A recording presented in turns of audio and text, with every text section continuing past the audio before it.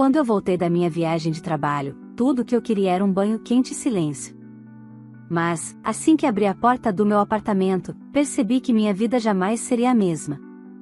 A sala que eu comprei com tanto esforço tinha sido transformada em um estúdio de gravação, cheio de ring lights, câmeras e cabos, tudo montado pela minha irmã mimada, enquanto meus pais diziam que um quartinho era suficiente para mim. Naquele momento, eu descobri até onde minha família seria capaz de ir para me apagar dentro da minha própria casa. O que eles não imaginavam, é que dessa vez eu não ficaria calada. E a decisão que tomei naquele dia virou o destino de todos de cabeça para baixo.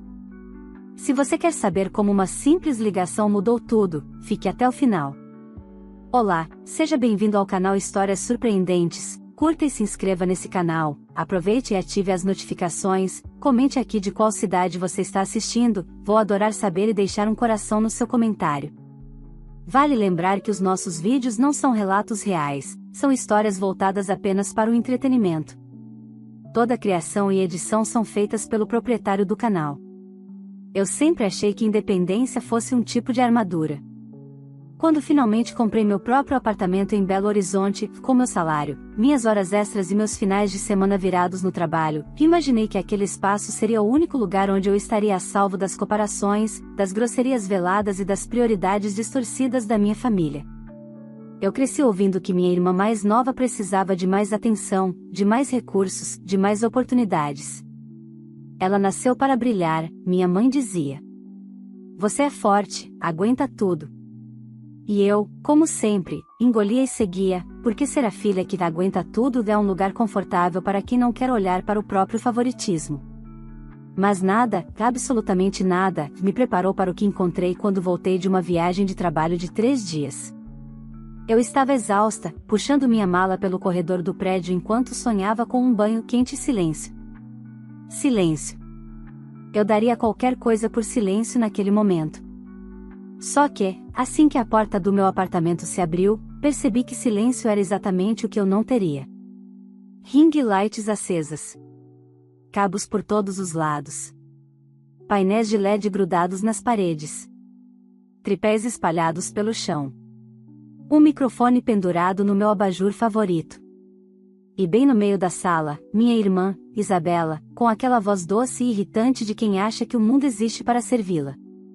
Ela ria para a câmera, cabelo perfeitamente arrumado, maquiagem impecável, falando para seguidores que eu nem sabia que ela tinha.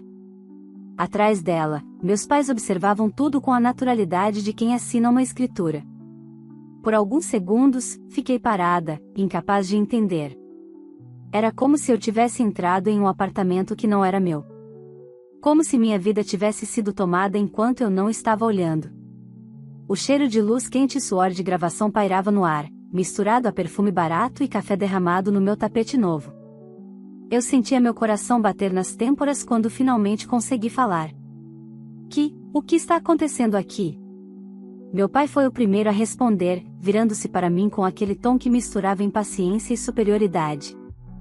Você não precisa desse apartamento todo. Um quartinho está ótimo para você. Sua irmã precisa realizar o sonho dela, virar uma influencer de verdade. Isso aqui vai ajudar. Minha irmã riu, um riso curto, venenoso. É isso, mana. Meus sonhos são prioridade nessa família. Além do mais, o que é seu também é nosso, você sabe disso. Eu sabia que minha família tinha um histórico de ultrapassar limites. Mas era como se, naquele instante, eles tivessem rasgado qualquer fachada de consideração. Minha sala estava irreconhecível. Minha cozinha tinha cabos pendurados nas gavetas. Meus objetos tinham sido movidos, empurrados ou simplesmente ignorados. E, como sempre, tudo girava em torno dela. Da filha perfeita. Da estrela da casa. Só que, naquele dia, uma parte de mim, aquela que aguenta tudo, finalmente quebrou. E quando uma parte quebra, o resto não fica no lugar por muito tempo. Não foi um grito que saiu da minha boca. Não foi um discurso dramático. Foi algo muito mais simples. Muito mais calmo. Muito mais definitivo. Peguei meu celular. E disquei o número que eles jamais imaginaram que eu teria coragem de ligar, Naquele momento, enquanto a campainha ecoava do outro lado da linha, eu ainda não sabia que aquela decisão mudaria absolutamente tudo. Que não apenas meu apartamento, mas toda a estrutura da minha família, cada mentira, cada desculpa, cada preferência, estava prestes a ruir como um prédio mal construído. Eu só sabia de uma coisa: eu não ia mais ser a filha que aguenta tudo. A polícia chegou mais rápido do que eu esperava. Talvez porque fosse uma tarde de terça-feira, talvez porque meu prédio fosse conhecido por prezar pela ordem, talvez apenas porque, pela primeira vez na vida, era eu quem realmente precisava de ajuda, e eu finalmente tinha pedido. 2 policiais bateram à porta com firmeza, e de repente a música de fundo que Isabela usava para gravar silenciou, como se alguém tivesse cortado a energia do cenário improvisado. Meu pai abriu a porta no automático, acreditando que fosse algum vizinho incomodado. Mas quando viu as fardas, soltou um boa tarde desajeitado, tentando se colocar entre eles e o interior do meu apartamento, como se ainda pudesse controlar a narrativa. Recebemos uma chamada sobre possível invasão de propriedade, o policial disse. Quem é a responsável pelo apartamento? Levantei a mão antes que minha mãe pudesse falar qualquer coisa. Eu. O apartamento é meu. Está no meu nome. E ninguém aqui tinha permissão para transformar isso em, seja lá o que for isso. O olhar dos policiais percorreu a sala, passando por cada ring light, cada caixa de equipamento, cada cabo espalhado, cada objeto que não pertencia a eles e estava claramente fora do lugar. A expressão deles mudou imediatamente. Não era mais uma situação doméstica simples. Era algo que tinha escalado. Senhora, eles vivem aqui? Perguntou o outro policial. Não, respondi. Eu moro sozinha. Viajei a trabalho por 3 dias e voltei para isso. Eu não autorizei nada. Nem a presença, nem o uso do espaço, muito menos gravações. Minha irmã soltou um bufar teatral, revirando os olhos como se eu estivesse interpretando uma novela barata. Gente, pelo amor de Deus, ela disse, virando-se para os policiais com aquele sorriso treinado. Eu só estou gravando conteúdo. Sou criadora digital. Minha irmã é meio exagerada, entende? Família briga, coisas normais. O policial nem piscou. Documentos do apartamento, por favor. Eu tinha tudo no meu e-mail e na pasta física dentro do meu quarto. Em minutos, entreguei escritura, contrato de compra e até o comprovante do condomínio em meu nome. Meu pai abriu a boca para falar, mas o policial o interrompeu. Senhor, a situação é simples. Se o imóvel não é seu e a proprietária não autorizou a ocupação ou a atividade comercial, vocês precisam se retirar imediatamente. Minha mãe arregalou os olhos. Como assim retirar? Nós somos família. Ela sempre disse que tudo o que tem também é nosso. E outra, estamos dando apoio para a Isabela crescer. É um investimento. O policial manteve o tom profissional, mas ficou evidente que a paciência dele estava se esgotando.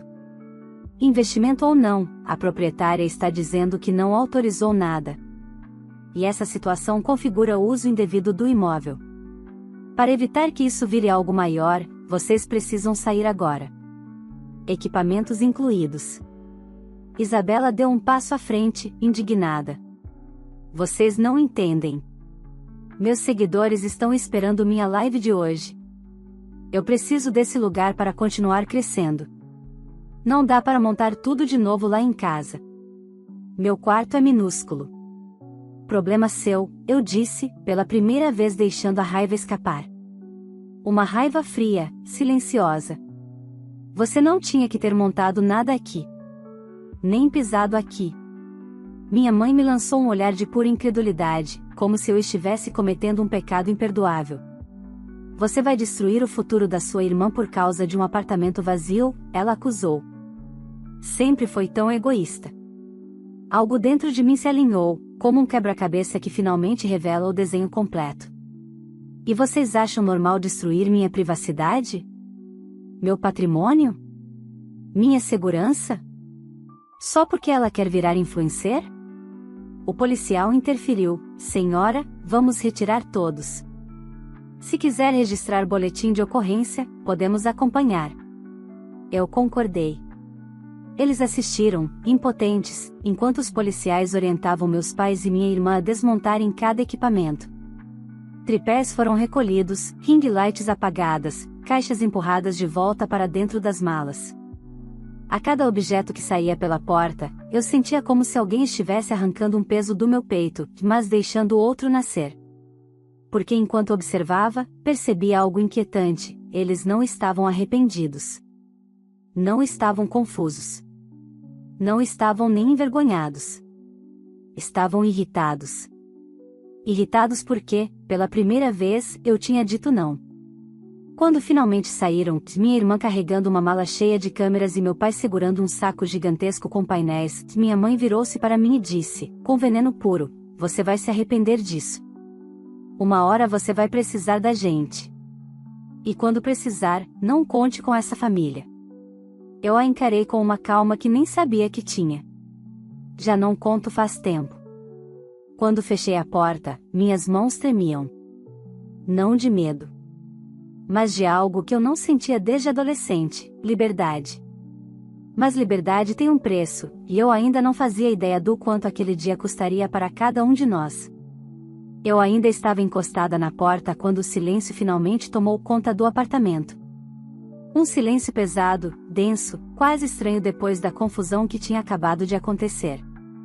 Andei devagar pela sala, tocando nos móveis, como se precisasse confirmar que tudo ali realmente me pertencia. Cada arranhão no piso, cada marca de fita nas paredes, cada copo usado largado por eles era uma lembrança cruel do quanto tinham invadido não só meu espaço físico, mas meu espaço emocional. Antes que minha mente começasse a me sabotar, como sempre fazia, respirei fundo e me forcei a pensar racionalmente. Eu precisava tirar fotos. Registrar tudo. Se tem uma coisa que aprendi no meu trabalho é que provas valem mais do que discursos emocionais. E eu tinha muitas. Peguei meu celular e comecei a fotografar cada detalhe: o rasgo no sofá que não existia antes da minha viagem, as manchas de maquiagem na bancada da cozinha, o adesivo de LED colado na minha parede nova, um fio solto cortando a tinta da porta.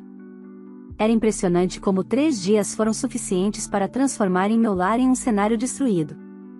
Enquanto eu documentava tudo, meu celular vibrou. Chamadas perdidas da minha mãe, 2 do meu pai, e uma mensagem de Isabela: "Você exagerou." A polícia? Sério? Que vergonha. Bloqueei na hora. Não porque eu queria puni-la, mas porque precisava de espaço para pensar. Eles tinham cruzado um limite que eu nem sabia que precisava proteger. E quanto mais eu olhava em volta, mais percebia que isso não era só desrespeito, já era abuso. De confiança. De espaço. De mim. Quando terminei de registrar tudo, sentei no chão, encostada na bancada, e só então percebi que não tinha comido nada desde cedo. Meu estômago roncou exatamente quando a campainha tocou. Dei um pulo, o coração disparado, achando que fossem eles voltando para brigar. Mas, pela janelinha, vi o porteiro segurando um envelope. "Boa tarde, Dona Larissa", disse ele. "A síndica pediu para entregar isso pessoalmente." Meu coração afundou. Subi com o envelope para dentro e abri com cuidado. Era uma notificação formal do condomínio: denúncias de barulho excessivo, movimentação de pessoas desconhecidas, possível uso comercial do imóvel sem autorização, e inclusive uma menção à presença da polícia naquela tarde. A síndica pediu para que eu comparecesse ao escritório no dia seguinte. Fechei os olhos. O estrago deles já estava alcançando outras camadas da minha vida. Na manhã seguinte, fui ao escritório da administradora. A síndica, Dona Teresa, uma mulher séria, de cabelo preso e olhar pragmático, me recebeu com uma pasta sobre a mesa. "Larissa, eu preciso ser direta", ela começou. "Recebemos várias reclamações nos últimos dias. Os vizinhos mencionaram barulho, gravações, iluminação muito forte durante a madrugada. Houve até relatos de jovens circulando pelo corredor com caixas de equipamentos." "Eu viajei a trabalho", expliquei. "Eu não estava aqui. Minha família entrou sem autorização enquanto eu estava fora." Ela suspirou. "Acredite, eu sinto muito." Mas o problema é que tudo isso fica atrelado ao seu nome. O condomínio pode aplicar multas. Se houver reincidência, podemos abrir um processo administrativo. Enquanto ela falava, percebi que minhas mãos estavam fechadas em punhos. Era sempre assim, minha família fazia o caos, e eu que pagava a conta, no sentido figurado e agora, literalmente. Olhe, ela disse, empurrando a pasta para mim. Essas são as reclamações. Eu preciso que você assine o recebimento e se comprometa a evitar que isso aconteça de novo. Assinei. Mas marcar aquele papel foi como marcar uma nova fase da minha vida. E ela não envolveria mais fingir que tudo estava bem. Ao sair da sala, respirei fundo e mandei mensagem para a única pessoa que sabia que me daria suporte sem julgamento, minha melhor amiga, Camila. Eu preciso te mostrar uma coisa. Pode passar aqui hoje? Camila, claro. Dou um pulo aí depois do trabalho. Quando ela chegou, horas depois, eu já tinha organizado tudo na TV da sala, fotos das danificações, prints das mensagens, a notificação do condomínio, e até vídeos que encontrei na internet. Minha irmã tinha postado stories e lives dentro do meu AP, mostrando partes do ambiente sem sequer se dar ao trabalho de esconder minha correspondência com meu nome completo. Camila ficou em silêncio por alguns segundos, depois deixou escapar um assobio baixo. Lari, isso é seríssimo. Isso dá processo. E não é só de família não. É judicial mesmo.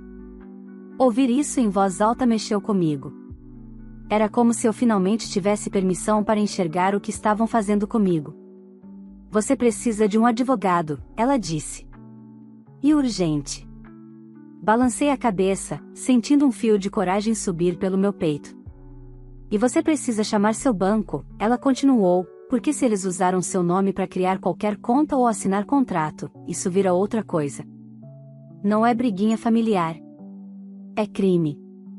E ali, ouvindo minha amiga, alguém que nunca me tratou como fonte de obrigação, percebi algo simples e definitivo: eu não ia deixar aquilo morrer em desculpas e tapinhas nas costas. Dessa vez, eles iam aprender que eu não era mais a filha descartável. Eu era a dona da minha vida. E estava pronta para protegê-la, custasse o que custasse. No dia seguinte, acordei com a sensação de que alguma coisa dentro de mim tinha se realinhado durante a noite. Não era exatamente paz, mas também não era medo. Era algo mais parecido com uma decisão que finalmente encontrou lugar.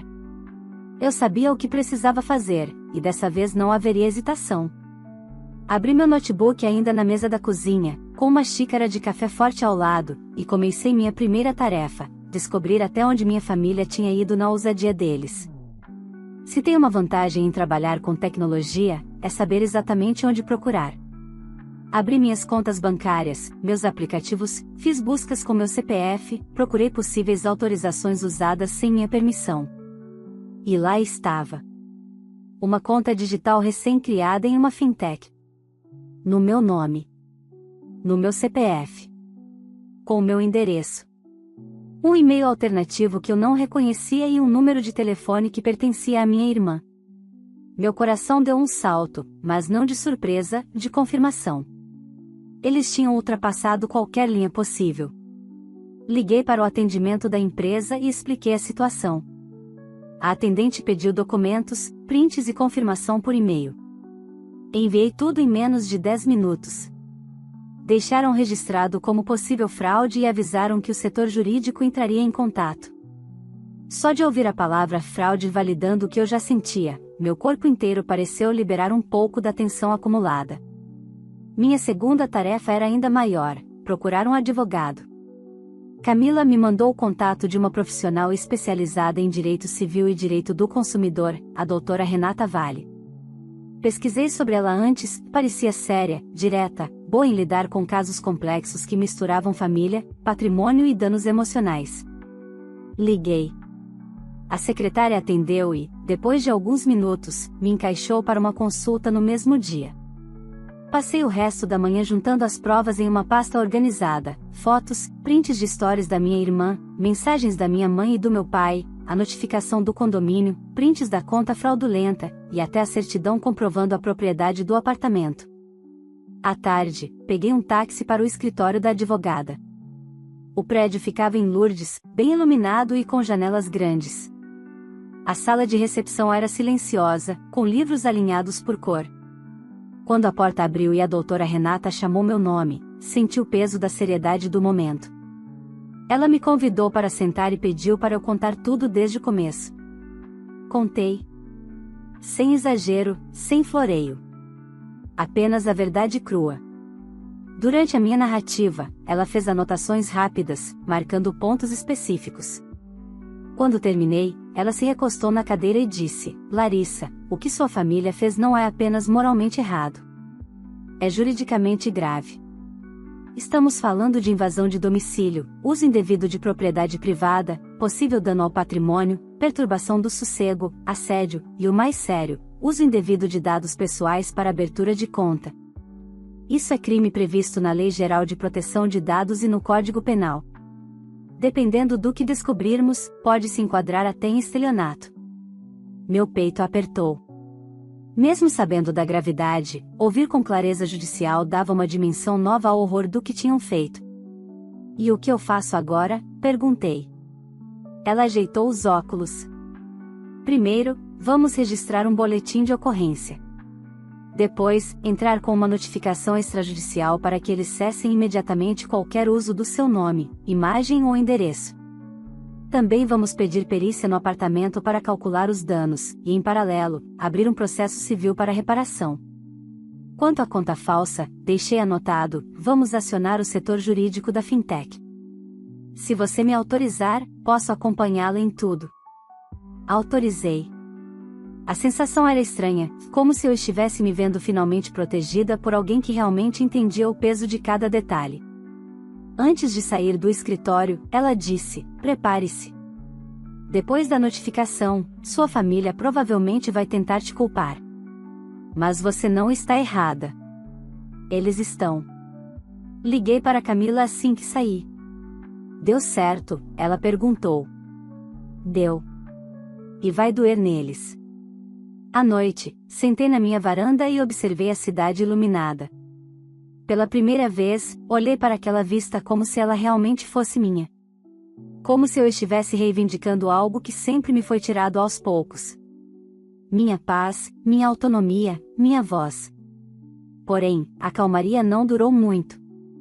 Às 22h37, meu celular tocou. Era minha mãe. Deixei tocar. Caíram 5 chamadas. Depois meu pai. Depois Isabela, com mensagens longas e confusas. Lari, o que é isso de advogada? A Renata ligou aqui. Para que tudo isso? Apaga isso.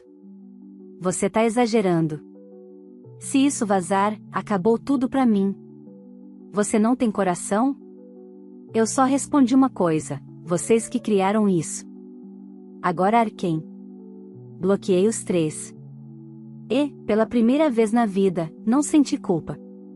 No dia seguinte, a doutora Renata enviou as notificações. À tarde, recebi uma ligação surpresa, a síndica, Dona Teresa, avisando que meus pais tinham aparecido no prédio exigindo subir para resolver como família. Ela disse que barrou os 3. Agradeci. Mas no fundo, senti o prenúncio do que viria: eles não aceitariam facilmente perder o controle. E eu sabia que o verdadeiro terremoto ainda estava por acontecer. A notificação extrajudicial não demorou para fazer efeito. 2 dias depois, eu já podia sentir a pressão se acumulando, não sobre mim, mas sobre eles. E isso, de certa forma, me assustava mais do que eu admitia. Minha família nunca lidou bem com limites. Para eles, fronteira era sinônimo de desafio, e não de respeito. No final da tarde, a doutora Renata me ligou. Larissa, eles receberam a notificação. E, como prevíamos, tentaram entrar em contato comigo para conversar informalmente. Recusei. Agora seguimos conforme planejado. E o boletim de ocorrência? Registrado e anexado. O próximo passo será protocolar o pedido de perícia e as medidas cíveis. Prepare-se, é comum que, diante disso, sua família tente inverter a culpa. Não se abale. Eu agradeci, mas, quando desliguei, senti o impacto. Aquela não era só uma disputa legal. Era uma guerra emocional contra pessoas que, por mais tóxicas que fossem, eu passei a vida tentando agradar. Mas não mais. Naquela noite, recebi mensagens inesperadas. Não dos meus pais ou da minha irmã, mas de um número desconhecido. Soube que você colocou sua família no tribunal. Que vergonha. Somos parentes, mas não se preocupe, não quero me envolver. Só acho que você exagerou. Sua irmã está muito abalada. Como conseguiu fazer isso com ela? Bloqueei todos. A sensação não era de culpa, era de invasão. Eles estavam tentando cercar meu psicológico como sempre fizeram. Horas depois, outro número apareceu na tela. Pensei em ignorar, mas algo me fez atender. Larissa, aqui é a doutora Renata. Recebemos retorno da Fintech. A conta será bloqueada e imediatamente encaminhada para investigação, incluindo a origem do cadastro. Eles solicitaram seu depoimento para reforçar a denúncia. Ótimo, respondi, firme. A advogada continuou, e mais, uma das empresas de equipamentos eletrônicos onde sua irmã fez parceria informal entrou em contato. Eles receberam a notificação e querem esclarecimentos. Parece que, para conseguir alguns itens emprestados, sua irmã afirmou que o seu apartamento, era o cenário oficial dela. Isso caracteriza a obtenção de vantagem por meio de informação falsa. Meu estômago deu um nó. E o que isso significa? Que ela pode ser responsabilizada também na esfera civil. Estamos adicionando ao processo. A cada nova descoberta, a dimensão da manipulação deles ficava maior. Enquanto eu tentava seguir minha vida de forma honesta, minha família usava meu nome, meu patrimônio e minha identidade como ferramentas para sustentar as fantasias da minha irmã. No dia seguinte, fui ao trabalho, mas não consegui me concentrar. Tentei responder e-mails, mas minha mente voltava para o apartamento, para a notificação, para os danos. No horário do almoço, Camila apareceu no meu prédio. Vim te tirar daqui por 1 hora. Bora respirar. Fomos a um restaurante simples ali perto, e enquanto comíamos, contei tudo a ela. Cada detalhe novo parecia deixar minha amiga mais indignada. Lari, isso não é só abuso familiar. É roubo. É falsidade ideológica. Sabe quantas pessoas passam a vida inteira pagando por coisas que não fizeram porque a família mexeu onde não devia? Você está certa. Eles é que nunca foram confrontados. Aquelas palavras me sustentaram pelo resto da tarde. Quando cheguei em casa, porém, encontrei algo inesperado. Um envelope preso à minha porta. Não tinha remetente. Abri com cuidado. Dentro, havia uma carta escrita à mão, e da minha mãe. Larissa, eu e seu pai estamos desesperados. Sua irmã não está bem. Ela está com crises de ansiedade, não quer comer, não quer sair do quarto.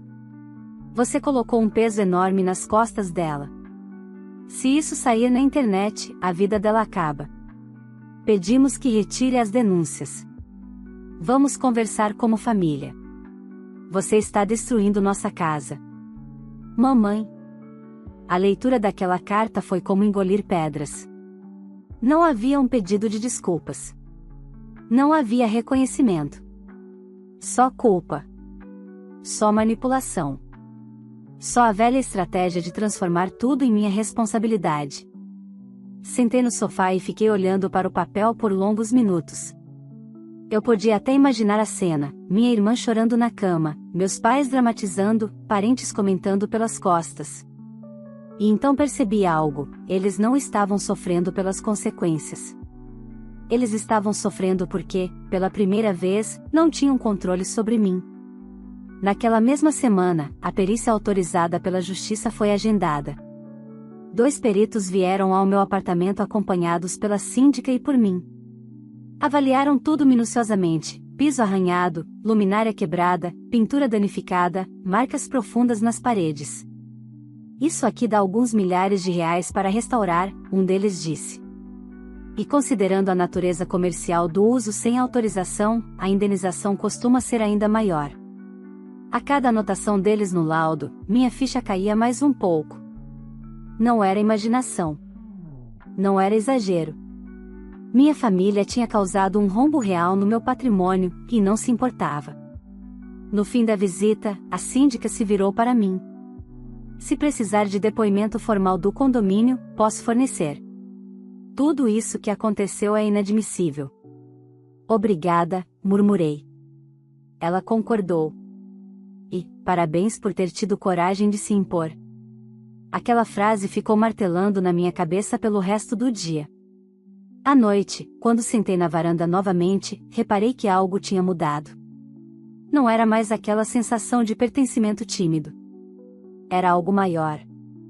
Era como se, pela primeira vez, eu estivesse ocupando meu próprio espaço plenamente. Mas eu sabia que a batalha ainda não tinha terminado. Porque, quando a verdade começa a aparecer, quem vive de mentira faz de tudo para não afundar sozinho. E minha família ainda tinha muito a perder. Quando o laudo da perícia ficou pronto, a doutora Renata me chamou ao escritório para revisar tudo antes de anexarmos ao processo. Sentei diante dela com a sensação de estar prestes a atravessar uma ponte que não tinha retorno. Ela abriu a pasta com calma, como quem sabia que cada detalhe ali carregava peso. O dano total estimado ultrapassa os R$ 15.000, ela disse. E isso só do apartamento. Sem contar o uso indevido da sua identidade e o prejuízo moral, que é ainda maior. Concordei, tentando absorver tudo. Eu sabia que tinha sido ruim, mas ver valores concretos, números reais, tornava tudo mais palpável, mais doloroso e mais justo ao mesmo tempo. A advogada continuou: vamos protocolar o processo amanhã. E, considerando a gravidade dos atos, também vamos pedir uma medida protetiva para evitar que sua família volte a aparecer no prédio tentando pressioná-la. Aquilo soou duro, mas também libertador. Voltei para casa caminhando devagar, como se meu corpo estivesse tentando registrar cada passo dessa fase da minha vida. Assim que entrei no apartamento, me dei conta de algo: fazia semanas que meus pais não tentavam mais vir até aqui. Não havia mais ligações histéricas, nem mensagens dramáticas, nem vizinhos comentando que alguém havia tentado entrar. O silêncio deles não era paz. Era estratégia. O que, de certa forma, só provava que a advogada estava certa, e eles só sabiam recuar quando percebiam que não tinham mais poder. Mas a calmaria acabou naquela mesma noite. Às 9h30, recebi uma chamada de vídeo inesperada da minha irmã. Meu dedo ficou suspenso sobre o botão de recusar, mas algo em mim disse para atender. Talvez porque eu precisasse ver com meus próprios olhos quem ela realmente era sem a plateia. Assim que a câmera abriu, Isabela apareceu com o rosto inchado de choro, maquiagem borrada e uma expressão derrotada que eu nunca tinha visto antes. Larissa, por favor. Eu preciso falar com você. Fiquei muda por alguns segundos, analisando aquela nova faceta dela, não a blogueira sorridente, não a menina mimada, mas alguém confrontado pelas próprias escolhas. Fala, eu disse, sem me inclinar, sem suavizar o tom. Ela respirou fundo. Minhas parcerias acabaram. A empresa de iluminação cancelou o contrato, e a loja de acessórios quer o dinheiro de volta. Estão dizendo que eu menti sobre o cenário ser meu, que eu usei sua identidade. Isso vai arruinar tudo. Eu não tenho como pagar. Eu não tenho como. Ela começou a soluçar, tentando formular palavras que não vinham. E o que você quer que eu faça sobre isso? Perguntei. Você podia retirar a denúncia. Só isso. Depois a gente conversa, a gente se acerta. Eu prometo que não entro mais no seu apartamento. Por um momento, uma parte muito antiga de mim, aquela que desde criança tentava ser compreensiva, equilibrada, a filha que segura tudo, tentou se levantar. Mas ela já não existia mais. Isabela, respondi, firme. Você mexeu no que era meu. Usou meu nome, meu CPF, minha casa. Meu trabalho. Meu silêncio. E achou que não ia dar em nada. Agora está assustada porque, pela primeira vez, as consequências caíram no seu colo. Ela abaixou o rosto. chorava como se fosse a maior tragédia do mundo, e talvez fosse, para alguém acostumada a nunca ser responsabilizada. Eu vou perder tudo, você só está perdendo o que construiu em cima de mim. Ela ergueu o olhar, desesperada. Você não sente nem um pouco de pena? Não, respondi sem hesitar. Porque pena eu senti a vida inteira. E olha onde isso me levou. Isabela desligou abruptamente. E, pela primeira vez, o silêncio que ficou não doeu, libertou. No dia seguinte, o processo foi protocolado. As semanas seguintes foram uma sequência de despachos, notificações e atualizações da advogada. A medida protetiva foi concedida, impedindo qualquer tentativa de contato físico. Meus pais tentaram recorrer, alegando exagero, mas o juiz rejeitou. Algumas semanas depois, recebi a notícia de que a conta fraudulenta aberta em meu nome estava sob investigação criminal. A fintech enviou documentos confirmando que o cadastro havia sido feito no celular da minha irmã e com o e-mail dela. Era o ponto final que faltava. Aos poucos, tudo se desenrolou com precisão: indenização, reembolso dos danos, responsabilização formal pelo uso irregular dos meus dados, multas aplicadas pelo condomínio, perdas comerciais para minha irmã, e uma rachadura irreversível na imagem da minha família perante o círculo social deles. Nenhuma lágrima deles reverteu nada. Nenhuma tentativa de conversa, nenhum pedido de acordo familiar, nenhuma chantagem emocional. Eu mantive distância. E, pela primeira vez na vida, distância não era sinônimo de solidão, já era sinônimo de segurança. Meses depois, numa manhã tranquila de domingo, sentei na minha varanda com uma xícara de café, olhando o horizonte de Belo Horizonte iluminado pelo sol. Respirava fundo, sentindo o ar leve, orgulhosa do silêncio que antes me aterrorizava, mas agora era meu aliado. Pela primeira vez, entendi algo simples: família que não respeita limites não é família, é risco. E eu tinha escolhido sobreviver. Não reatei laços. Não respondi mensagens. Não busquei reconciliação. Eles fizeram suas escolhas. E eu fiz a minha. Uma escolha que finalmente me devolveu tudo que sempre foi meu: meu nome, meu lar, minha paz. Se essa história mexeu com você, já aproveita e curte esse vídeo, porque isso ajuda demais o canal a crescer. E se você gosta de histórias emocionantes, cheias de viradas e superação, se inscreve no canal e ativa o sininho para não perder nenhuma das próximas. Agora me conta aqui nos comentários: você faria o mesmo que a filha fez? Você teria coragem de enfrentar a própria família para proteger aquilo que é seu? Quero muito saber a sua opinião. E aproveita para comentar também de qual cidade você está assistindo esse vídeo, porque eu adoro ver até onde essas histórias chegam, e vou passar nos comentários para deixar um coração especial para você. Ah, e claro, compartilhe esse vídeo com alguém que precisa ouvir essa mensagem de força e limite. Às vezes, a coragem de uma pessoa inspira outra a se posicionar também. Obrigada por acompanhar até aqui, e nos vemos no próximo capítulo de mais uma história emocionante. Vale lembrar que os nossos vídeos não são relatos reais, são histórias voltadas apenas para o entretenimento. Toda a criação e edição são feitas pelo proprietário do canal.